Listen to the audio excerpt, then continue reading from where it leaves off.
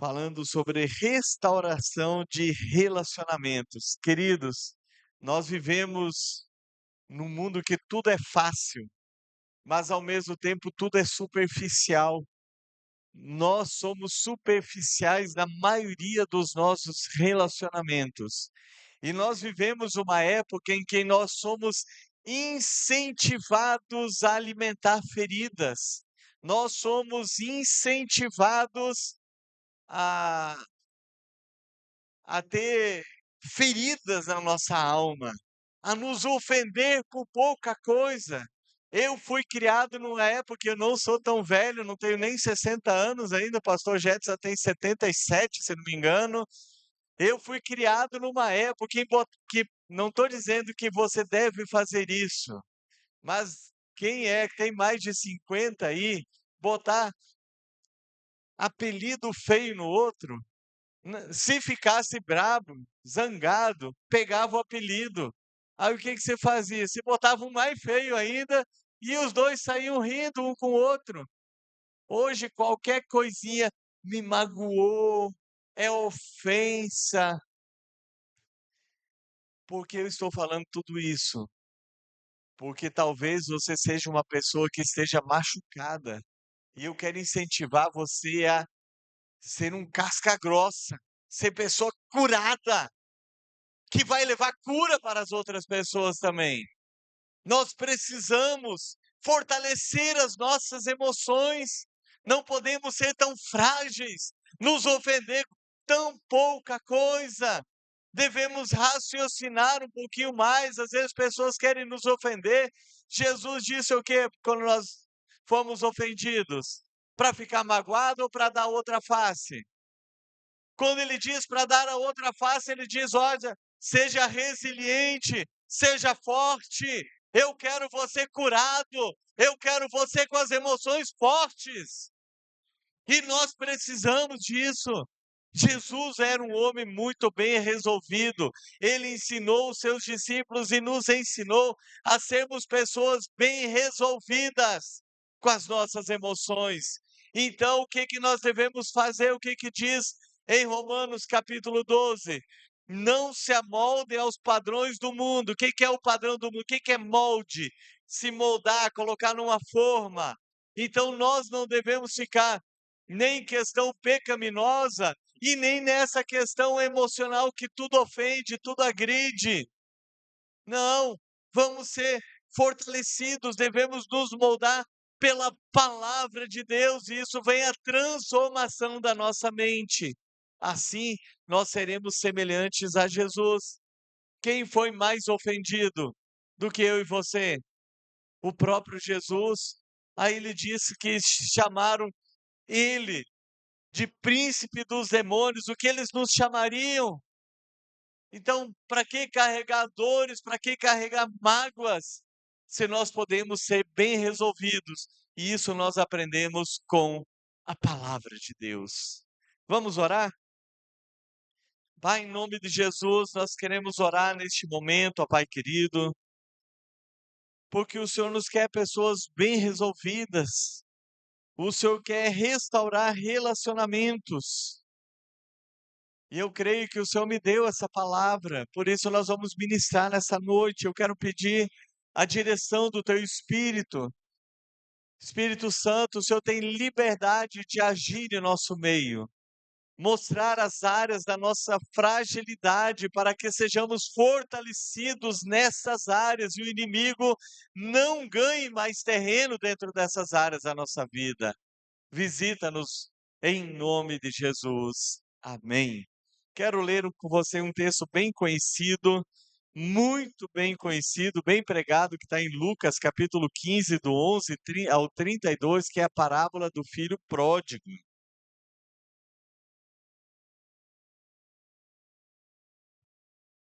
Jesus continuou: certo homem tinha 2 filhos. O mais moço deles disse ao pai: Pai, quero que o Senhor me dê a parte dos bens que me cabe. E o pai repartiu os bens entre eles. Passados não muitos dias, O filho mais moço, ajuntando tudo que era seu, partiu para uma terra distante e lá desperdiçou todos os seus bens, vivendo de forma desenfreada. Depois de ter consumido tudo, sobreveio àquele país uma grande fome e ele começou a passar necessidade. Então foi pedir trabalho a um dos cidadãos daquela terra, e este o mandou para os seus campos a fim de cuidar de porcos. Ali ele desejava alimentar-se das alfarrobas, da lavagem que os porcos comiam, mas ninguém lhe dava nada. Então, caindo em si, disse: Quantos trabalhadores de meu pai têm pão com fartura e eu estou aqui morrendo de fome? Vou me arrumar, voltar para o meu pai e lhe dizer: Pai, pequei contra Deus e diante do Senhor. Já não sou digno de ser chamado seu filho. Trata-me como um dos seus trabalhadores. E arrumando-se, foi para o seu pai. Vinha ele ainda longe, quando seu pai o avistou e, compadecido dele, correndo, o abraçou e beijou. E o filho lhe disse: Pai, pequei contra Deus e diante do Senhor, já não sou digno de ser chamado de seu filho. O pai, porém, disse aos servos: Tragam depressa a melhor roupa e vistam ele. Põe um anel no seu dedo e sandália em seus pés. Tragam e matem o bezerro gordo. Vamos comer e festejar, porque este meu filho estava morto e reviveu, estava perdido e foi achado. E começaram a festejar. Ora, o filho mais velho estava no campo. Quando voltava, ao aproximar-se da casa, ouviu a música e as danças. Chamou um dos empregados e perguntou o que era aquilo. E ele informou: o seu irmão voltou e, por tê-lo recuperado com saúde, o seu pai mandou matar o bezerro gordo. O filho mais velho se indignou e não queria entrar. Saindo, porém, o pai, volte ali, filho, por favor, procurava convencê-lo a entrar. Mas ele respondeu ao seu pai: Faz tantos anos que eu sirvo o Senhor e nunca transgredi um mandamento seu.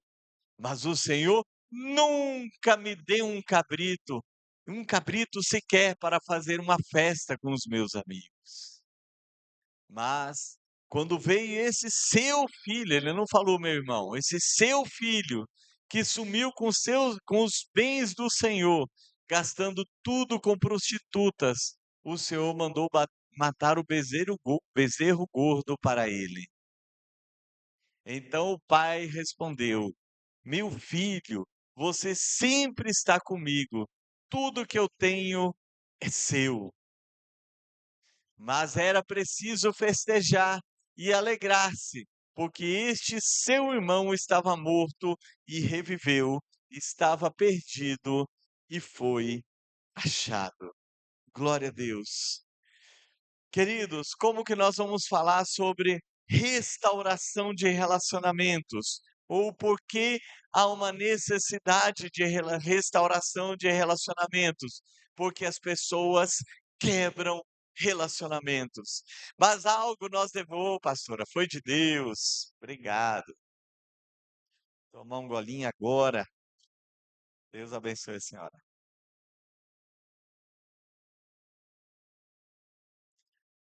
As feridas, elas são abertas no meio do familiar, as feridas são abertas em nosso dia a dia, seja dentro de casa, seja fora.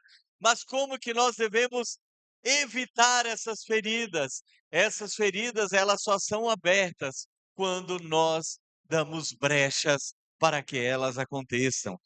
O texto diz ali que O filho mais moço disse ao pai: quero que o senhor me dê a parte que me cabe, a parte da herança que me cabe. Aquele rapaz, ele estava abrindo uma brecha para quebrar relacionamentos. Ele quebrou relacionamento com o seu pai, ele quebrou relacionamento com o seu irmão, ele abriu uma brecha ali. Essa brecha, ela foi algo muito grave que ele cometeu.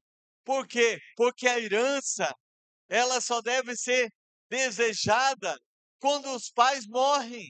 É aí que os filhos passam a usufruir da herança.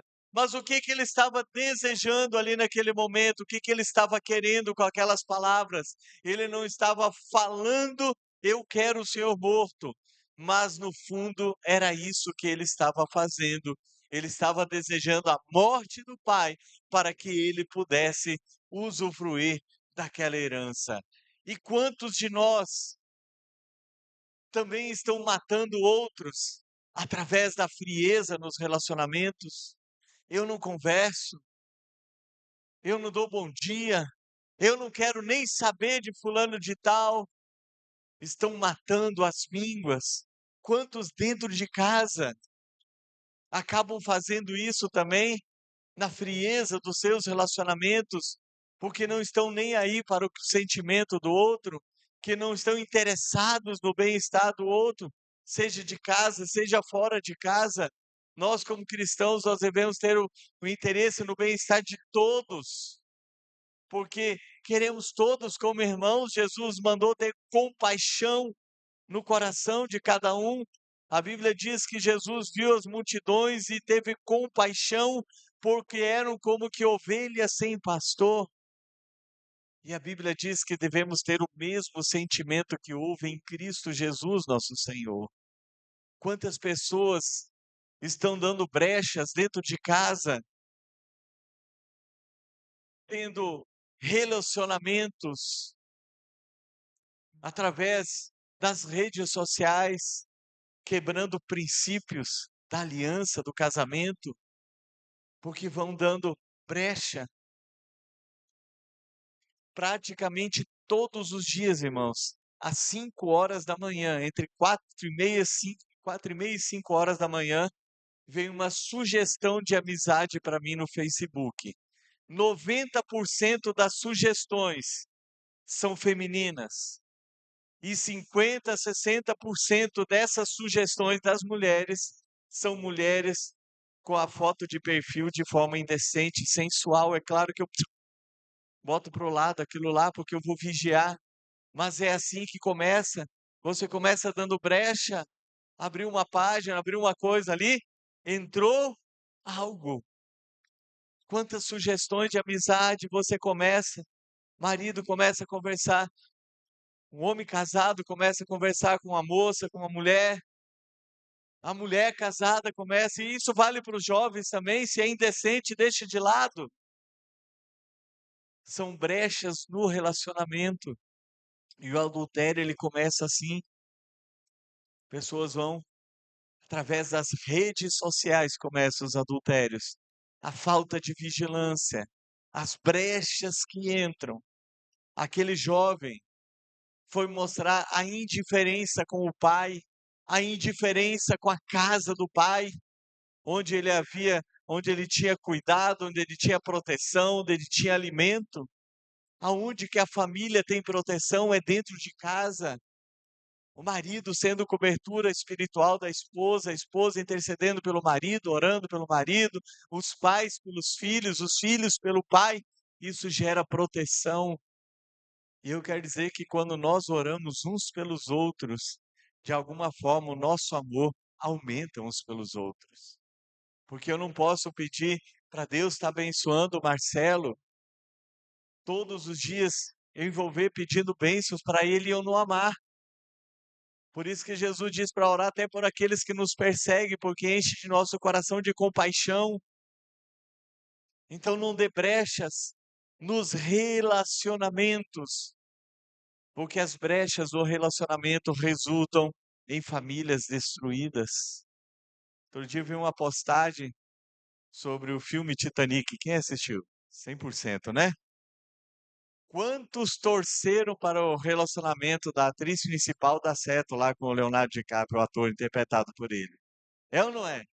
Mas outro dia me chamou a atenção uma postagem que aquele noivo dela, ele sempre, o que que ele procurou fazer? Ele proporcionou proteção, cuidado financeiro, apoio para ela em tudo. E o que que o outro proporcionou? Aventura. E nós torcemos pela aventura, não é verdade? Quantas pessoas estão trocando relacionamento saudável dentro de casa por uma aventura?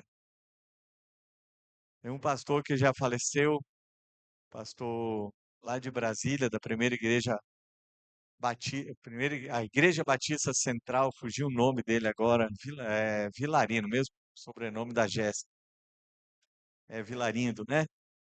Ele disse: o adultério são 30 segundos de prazer e uma eternidade de arrependimento. É trocar por uma aventura. Então não dê brecha, não dê brecha, nada não nos seus relacionamentos, tome cuidado. Aquele jovem deu brecha e ele abriu uma ferida dentro da sua casa. As brechas, elas precisam ser fechadas. Agora, como que nós vamos curar essas feridas que já foram abertas no relacionamento? Primeiro lugar, reconhecer que precisa ser curado. No caso daquele jovem, ele caiu em si, diz o texto ali, ele caindo em si, ele se conscientizou que ele havia aberto uma brecha, que ele havia quebrado o relacionamento, tanto ao ponto dele dizer: eu não sou, vou falar para o meu pai, eu pequei contra Deus e contra o Senhor, não sou digno de ser chamado seu filho. O verdadeiro arrependimento nos mostra o quão indignos nós somos. Todos nós somos indignos da salvação. Nós somos indignos do perdão de Deus, mas ele nos torna dignos quando nós nos arrependemos de todos os nossos pecados. Por isso que diz em João 1,12: todos quanto o receberam, deu-lhes o direito, a dignidade de se tornarem filhos de Deus. Aquele jovem caiu em si. Você já caiu em si dos relacionamentos que porventura você quebrou? Quantos relacionamentos você já quebrou? E você teve que ter consciência, talvez nessa noite, você precisa ter consciência que você quebrou um relacionamento e que você precisa se relacionar, você precisa fechar aquela brecha, você precisa reatar um relacionamento, porque Deus quer famílias unidas. Deus quer que nós tenhamos um coração curado. Quem é curado leva cura. Quem não é curado abre feridas e mais feridas, porque a sua ferida está aberta. Segundo lugar, você precisa tomar uma atitude. Não basta reconhecer que você está errado. Você precisa admitir diante da pessoa se você pecou contra ela. É dizer: eu pequei, eu errei. Tem pessoas que têm muita dificuldade de dizer isso. Eu errei, me perdoa. E eu estou falando principalmente no relacionamento dentro de casa. Aí o que que elas vão fazer? Eu vou dar um agrado, eu vou dar um presentinho. Se aquele filho pródigo chegasse com um presentinho diante do pai, você acha que o pai aceitaria aquele presente? Você acha que Deus aceita um presentinho se você está com o relacionamento quebrado? O que que ele fala? Se você souber, trouxer sua oferta ao altar e souber que o teu irmão tem algo contra ti, o que que ele manda fazer primeiro? Vai primeiro consertar para depois trazer a oferta. Então Deus não aceita presentinho. Ele aceita coração quebrantado, arrependido e pedido de perdão. Então, dentro do relacionamento é necessário isso. O filho chegou, o pai já correu ao encontro dele e ele disse: pai, eu pequei contra ti, eu pequei contra Deus e diante do Senhor. Terceiro lugar, é necessário liberar perdão. O pai liberou o perdão porque o pai já tinha perdoado no seu coração. O pai representa Deus. Ele sabe quando nós nos arrependemos de verdade. E ele liberou o perdão para aquele jovem. O que mais nós precisamos fazer? Aprender com o filho mais velho. Que nós vamos aprender com aquele filho mais velho? O texto diz que ele não quis entrar para se alegrar, porque o seu irmão estava vivo. O pai, ele representa Deus, que está sempre de braços abertos para nos receber. E o filho mais velho, representa o crente que, mesmo dentro da casa, da igreja, não vive como deveria. Quando nós, como crentes, como filhos de Deus, estamos dentro da igreja e não vivemos como deveríamos viver. Em primeiro lugar, quando nós vivemos de um modo indigno, sem dar bom testemunho. E segundo, é quando nós não nos alegramos quando pessoas se arrependem. Nós não nos alegramos em querer orar pelas pessoas para elas se converterem ao Senhor. Quando nós não queremos liberar o perdão, quando nós não queremos ter relacionamento com as pessoas. E quando nós deixamos de viver como filhos alegres na casa do Pai. Aquele homem, aquele jovem, né, não diz a idade, o filho mais velho, ele não sabia viver como filho de Deus, como filho do Pai. Ele ficou indignado, porque o pai pegou um novilho, um bezerro gordo e foi fazer uma festa para o filho que voltou. Ele disse para o pai: há tantos anos eu vivo contigo, sem nunca transgredir um dos teus mandamentos. Ele foi sincero? Pelos lábios dele, sim, mas pelas atitudes, não. Qual o mandamento que ele transgrediu? A falta de compaixão pelo irmão mais novo.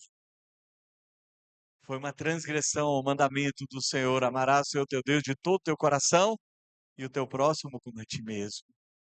Em segundo lugar, ele não conseguia usufruir aquilo que Deus tinha para ele, a casa do pai tinha, porque ele precisava de uma permissão especial, o pai se voltar e fazer uma festa para os amigos. Ele não poderia simplesmente fazer uma festa para os amigos dele? Quantos de nós vive pensando, mas Deus abençoa muito mais o meu irmão e eu não. Só eu que não, nunca chega a minha vez. Só eu que não vivo. Olha o outro lá como ele é próspero. Olha lá o outro como é feliz e eu não. Isso aqui é atitude medíocre de quem é filho de Deus e não vive como filho de Deus. Todos têm que ser abonados. Termos materiais, não. Mas nós podemos viver todo de uma forma digna e nos alegrar com aqueles que se alegram, com aqueles que prosperam também diante de nós. Não devemos invejar, não devemos alimentar esse tipo de sentimento de coitadinho, coitado de mim. Tem gente que gosta de alimentar as próprias feridas só para que os outros fiquem com dó. Que negócio é esse? Ficar com pena? Que negócio é esse, ficar com pena do pastor João? Porque o pastor João se acha digno de pena. Ele não é isso, estou dizendo só como exemplo, irmãos. Que nada, ele se alegra. Uma pessoa abençoada. Devemos nos alegrar. Eu sou um filho de Deus. Você é uma filha de Deus. Se alegre por este privilégio. E viva como um filho de Deus. E não querendo que os outros tenham pena de você. Não invejando os outros. Aquele jovem, ele guardou mágoa, não usufruiu do direito de filho. E a Bíblia não conta o final da história dele, se ele foi para dentro de casa ou não. Mas você pode dar um final feliz à sua história. Por isso eu quero orar nesta noite por você. Nós devemos aprender a viver a vida que o Pai deseja para os seus filhos. E a vida que Deus tem para você é uma vida das suas emoções curadas. Eu quero que você coloque em pé neste momento. Faça uma rápida reflexão nesse tempo que eu preguei aqui sobre feridas da alma. Aquele jovem, aquele filho mais velho, ele estava dentro de casa e ele tinha uma síndrome de rejeição do pai. Como Deus rejeita os seus filhos? De forma alguma. Eu quero que você feche seus olhos neste momento. Pense nesse instante. Se você tem algum sentimento de inferioridade, como aquele filho mais velho, se sentia rejeitado, se sentia inferiorizado, guardava mágoa no seu coração. Deus, ele quer te curar nessa noite. Repita comigo: eu sou um filho de Deus. Eu vou viver como um filho de Deus. Não vou mendigar emoções. Não vou mendigar sorrisos. Eu vou sorrir. Eu vou me alegrar. Eu vou liberar perdão para quem precisa de perdão. Eu vou abençoar quem precisa ser abençoado. Erga sua mão direita. Diga: Senhor, eu tomo posse do perdão e eu libero o perdão para quem precisa de perdão, para quem me magoou, para quem me chateou, para quem me ofendeu. Eu libero perdão, assim como o Senhor me perdoa.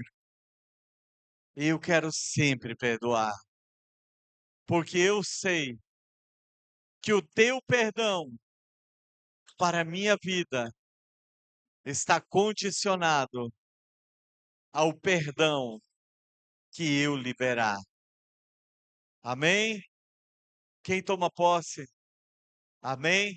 Não carregue mágoas, não carregue dores, libere. É difícil? Talvez sim, talvez não. Talvez seja mais vontade de querer alimentar aquela mágoa. Mas se você tem dificuldade, exercite todos os dias. Todos os dias. Vou usar o pastor João de novo como exemplo. Não aconteceu isso. Pode ficar aí, pastor. Imagine que o pastor João me ofendeu, fez uma coisa terrível contra mim. Ele não fez isso e não vai fazer, nem eu vou fazer para ele, amém? Em nome de Jesus. Mas eu tenho dificuldade de perdoar. Então o que que eu tenho que fazer em voz alta todos os dias? Senhor, eu libero o perdão para o João Pedro. Senhor, eu libero o perdão para o João Pedro. Eu abençoo a vida dele. Senhor, eu libero o perdão para o João Pedro. Eu abençoo a vida dele. Nos primeiros dias vai ficar engasgado. Eu sou uma pessoa, por favor. A vontade é dizer eu amaldiçoo. Eu mato ele. Verdade, temos que ser sinceros. É ou não é? Não temos vontade de matar alguém às vezes? É ou não é? E por isso temos que vigiar, né, irmãos? Nem matar no relacionamento e muito menos na prática física, né? Então o que que eu vou fazer? Todos os dias eu vou fazer isso. Você vai ver que depois de um certo tempo, não é religiosidade, como o pastor estava falando, é um exercício. Você vai botando para fora, aquela mágoa vai saindo, a amargura vai saindo. E quando sai toda a amargura, você faz uma oração tremenda, Senhor, como foi bom, até isso que aconteceu, agora eu estou mais forte, quero abençoar a vida dele. E aí, por fim, você vai dar um abraço na pessoa. Amém? Agora eu quero fazer uma outra oração. Só se tiver alguém enfermo fisicamente,